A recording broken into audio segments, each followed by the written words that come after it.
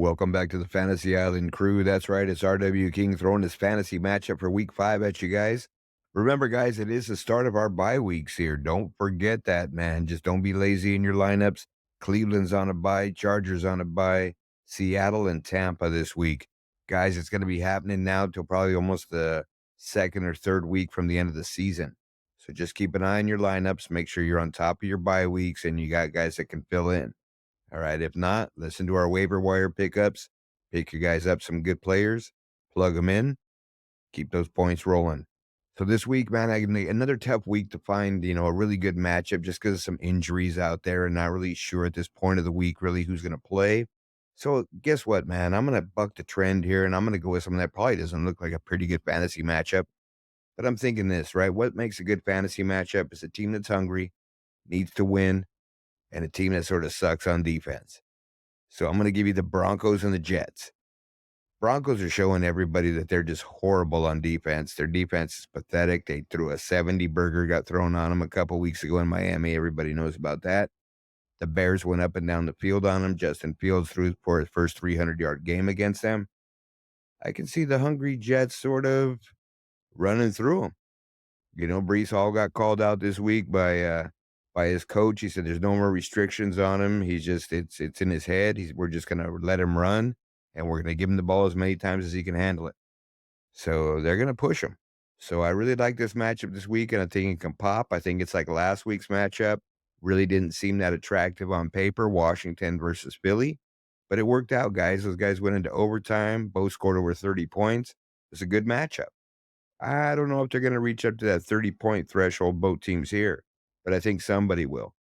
I think the Jets D's a little tired too. They played a pretty tough game on Monday night and they played their ass off. And now to turn around in a short week, I get it, guys. You know what I mean? It is Denver, Russell Wilson, but think about it, guys. I mean, the reality is on any given Sunday, there could be a super shootout. Doesn't really matter the defense. But look at what's going on. Just coming off his last game, Zach Wilson was performing. He came in and he had 28 completions for 245 yards, but he was putting some balls right on the money. He had 2 touchdowns, but he had 1 bad turnover at the end of the game that probably cost him the game, and it really crushed him. But I mean, that performance gave him another opportunity. It wasn't just a stinker on national TV where he just shit the bed and fucking everybody just basically just threw in the towel on him. It gave him another opportunity for another week. So I think this is another opportunity for play against a really, really bad defense this week and hopefully catch a win. Brees Hall, again, another pathetic outing. I mean, he flashes, guys. He had 6 carries for 56 yards. His average is up there. But the reality is he had 1 carry for 43 and 5 carries for 13 yards. So he needs to be more consistent, get bigger chunks, get those chains moving, and help the quarterback out a little bit. So I'm really liking these guys. I loved what their receiving core did with Zach Wilson last week. They were encouraging him. They were up in his grill, even on the sidelines, even when he was throwing shitty passes. Come on, bro, you can do this. Alan Lazard impressed me. 3 catches, 61, and a touchdown. He's throwing his body all over the place, and that's why Aaron Rodgers loved him. Again, the man there's Garrett Wilson. He had 14 targets thrown at him, so they're making a concerted effort to get him the ball. He's getting bracket coverage, so they're going to have to throw him stuff underneath.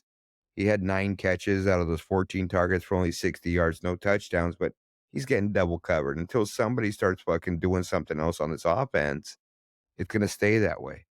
Tyler Conklin chipped in a little bit with 2 or 3 catches that really helped him out later in the game. I can see them replicating that again against the Broncos. I don't think the Broncos defense is set up to really punch him in the mouth and mess him up.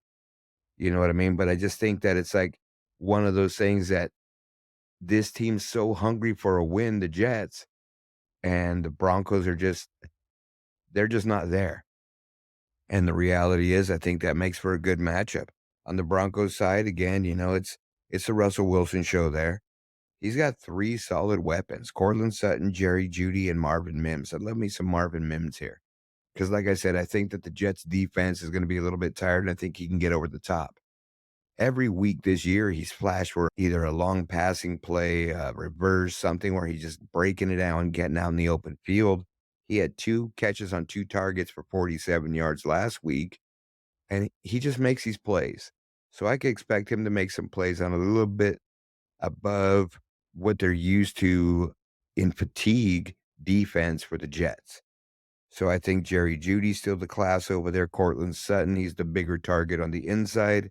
They really don't have much going on as far as tight end there. But I mean, Cortland Sutton caught their touchdown, really didn't have anything for stats, 3 catches for 27 last week against a shitty Bears team. But the guy that really flashed was McLaughlin, the running back. I think whether Javonte plays or not, right now he's listed as questionable. I think they're realizing this is the guy with the juice. We need to get him the ball. So they're going to give him an opportunity here, and they're giving him an opportunity to shine a little bit. I think what he can do is basically show out again and just keep earning those reps. And I think probably if Javonte doesn't wake up or start getting a little bit healthier, then Javante's going to lose some reps to this guy because he's that good. But that's the guy I would start there. I love the guys. I love all the Jets. I love Lazard. I love Wilson. I love Brees Hall. Not sure if I'd start Zach Wilson if my guy's on a bye, if I got Herbert, I got Deshaun Watson, and I got nobody else. You know what I mean? I might throw a flyer on Zach Wilson. Why not? Justin Fields just had a career game on him last week, and Tua's team put up a 70 burger on him, even though they got like 10 touchdowns rushing. I just think that this can pop guys, and I think on the other end, the Broncos might have been playing from behind. And that's going to fatigue the Jets defense even more, and they can be a little bit more successful in the air and moving the ball in like a 2-minute quick offense. So just keep an eye on this matchup, guys. You'll see again on Monday that the king is right. Broncos versus Jets. Play your guys in there. We'll talk to you next time.